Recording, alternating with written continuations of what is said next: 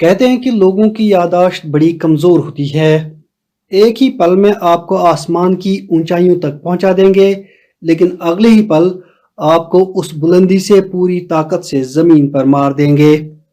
لیکن کیا کیجیے گا، عوام جذبات اور احساسات کی رو میں اس قدر بہہ رہے ہوتے ہیں کہ وہ آپ کی ماضی کی ساری اچھائیوں کو آنند فانند بھول کر آپ کو قوم اور وطن کے لیے ایک بہت بڑا بوجھ قرار دیتے ہیں۔ کچھ ایسا ہی اٹلی کے ایک اعلیٰ پائے کے مایہ ناز فٹ بالر پاولو روسی کے ساتھ ہوا ہے۔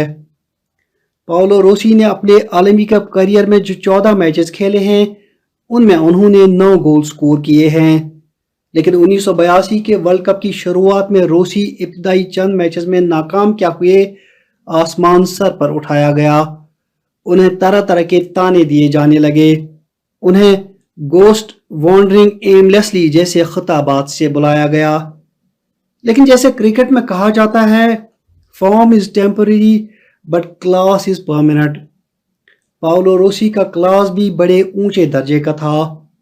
اس فیلئر کے بعد ان کی کامیابی کا گراف ایسا چڑھا کہ ان سبھی ناقدین کے منہ پر جیسے تالا لگ گیا جو ان پر انگلی اٹھاتے تھے۔ 1978 کے ارجنٹینا میں منعقدہ عالمی کپ میں اٹلی نے 21 سالہ نوجوان کھلاڑی پاولو روسی کو جب ٹیم میں شامل کیا تو کسی نے انہیں کچھ خاص بھاؤ نہیں دیا، لیکن ورلڈ کپ شروع ہوا تو پاولو روسی نے ابتدا سے ہی گہرے نقوش چھوڑے۔ ہنگری، فرانس، ارجنٹینا سب کے خلاف روسی نے گول سکور کیے اور اٹلی کو اپنے گروپ میں ٹاپ پر لایا۔ اس کے بعد دوسرے راؤنڈ میں آسٹریا کے خلاف ان کے گول نے ٹیم کو کامیابی دلا کر سیمی فائنل میں پہنچا دیا۔ اب سیمی فائنل میں اٹلی کا سامنا ہالینڈ کے ساتھ تھا۔ میچ میں اٹلی کو 2-1 سے شکست ہوئی، لیکن ہار کے باوجود روسی ٹورنامنٹ کے دوسرے سب سے بہترین کھلاڑی قرار پائے۔ انہوں نے اس ورلڈ کپ میں مجموعی طور سے 3 گول سکور کیے اور اس کے علاوہ 4 گولز میں ان کی اسسٹنس شامل رہی۔ 1978 کے اس عالمی کپ کے 2 سال بعد 1980 کے موسم بہار میں ایک دن ایسا ہوا کہ ٹاٹینیرو میچ فکسنگ سکینڈل میں 11 اٹالین فٹ بالرز کو زنجیریں پہنا کر روم کی ایک مشہور جیل منتقل کر دیا گیا۔ ان 11 کھلاڑیوں میں پاولو روسی بھی شامل تھے۔ روسی اور باقی کھلاڑیوں پر مقدمہ چلا اور انہیں 3 سال قید کی سزا سنائی گئی۔ اپنی سوانح عمری آئی میڈ برازیل کرائی میں روسی اس فیصلے کے بارے میں لکھتے ہیں، All of a sudden the universe where for a long time I was seen as a demigod revolted against me, stabbing me in the back with an erroneous and cowardly judgment۔ ادھر روسی jail میں تھے تو ادھر Italian team کے manager اینزو بیزارٹ پریشان تھے۔ وہ اس لیے کہ اٹلی 1980 کی یورپین چیمپئن شپ کی میزبانی کرنے جا رہا تھا اور ٹیم کو اپنے ایک سپر سٹار کھلاڑی کے بغیر کھیلنا تھا۔ بیزارٹ کی پریشانی بالکل حق بجانب تھی اور اٹالین ٹیم میزبان ہونے کے باوجود اس چیمپئن شپ میں 4تھے نمبر پر رہی۔ ادھر 1982 کے عالمی کپ کی آمد تھی، لیکن اٹلی روسی کے بغیر ادھورا دکھ رہا تھا۔ پھر کچھ ایسا ہوا کہ روسی کی سزا کو 3 سال کے بجائے 2 سال کر دیا گیا اور ورلڈ کپ شروع ہونے سے چند ماہ پہلے نہ صرف انہیں جیل سے رہا کر دیا گیا بلکہ اٹلی کی عالمی کپ کھیلنے والی ٹیم میں شامل بھی کر دیا گیا۔ اسپین میں منعقدہ اس ورلڈ کپ میں اٹلی کی شروعات بڑی دھیمی رہی۔ پولینڈ، پیرو اور کیمرون سب کے ساتھ اٹلی کے میچز ڈرا رہے۔ بہتر گول اوسط کی بنیاد پر ہی اٹالین ٹیم دوسرے راؤنڈ تک پہنچنے میں کامیاب ہو سکی۔ بیچارے روسی ایک بھی گول سکور نہ کر سکے۔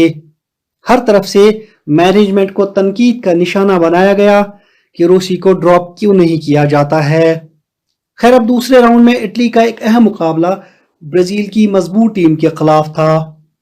برازیلین ٹیم کے پاس فالکو، زیکو اور سوکریٹیز جیسے مشہور زمانہ کھلاڑی تھے۔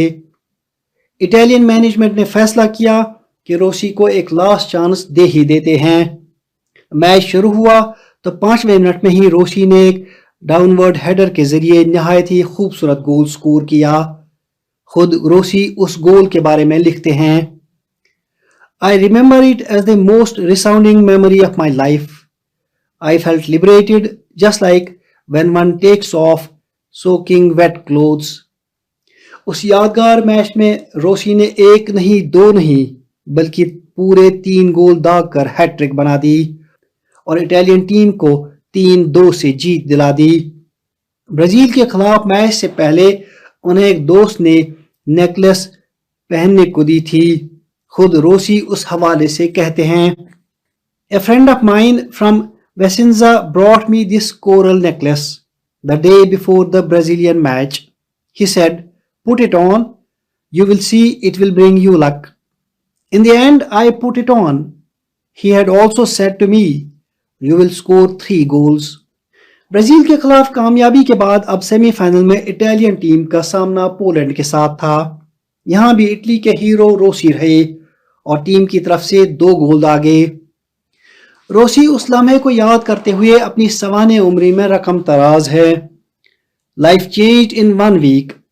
In the blink of an eye, from a washout, which I was before, I became a phenomenon. 1982 کے عالمی کپ فائنل سے پہلے اٹلی کے صدر سینڈرو پارٹینی اپنی ٹیم کی حوصلہ افزائی کے لیے میڈرڈ پہنچے. روسی اس موقع کو کچھ ایسے یاد کرتے ہیں. It was a long day. Sandro Pattini, our president, came to see us.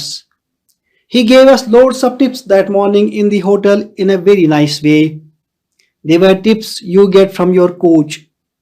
I'm telling you, Rossi, quick, zippy, you have got to run through them.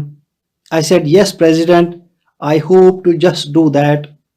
خیر فائنل میچ کا دن آ پہنچا اور یہی کچھ ہوا. اٹلی نے مغربی جرمنی کو 3-1 سے ہرا کر ورلڈ کپ اپنے نام کر دیا.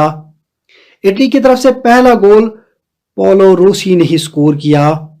مجموعی طور سے روسی نے اس ٹورنامنٹ میں سب سے زیادہ 6 گول سکور کیے. انہیں گولڈن بوٹ اور گولڈن بال کے اعزازات سے نوازا گیا.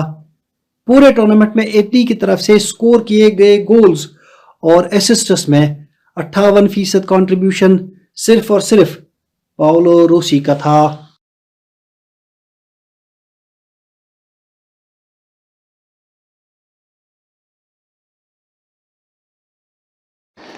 So that was our World Cup hero for today, Paolo Rossi. 2-3 سال پہلے انتقال کر گئے. بہترین کھلاڑی, بہترین فارورڈ, اور ہائیسٹ لیول پہ جب پہنچتے تھے یا پرفارمنس دینی ہوتی تھی ہائیسٹ ٹورنامنٹ میں تو بیسٹ دیتے تھے. چاہے یورپین چیمپئن شپ ہو, چاہے چیمپئنز لیگ ہو, تب یورپین کپ ہوتا تھا, یا ورلڈ کپ ہو, اور بیلن ڈی اور بھی جیت چکے ہیں پاولو راسی. ایک نمایاں نام عالمی کپ کی تاریخ میں. بات کی جاوید پرے نے ان کے بارے میں.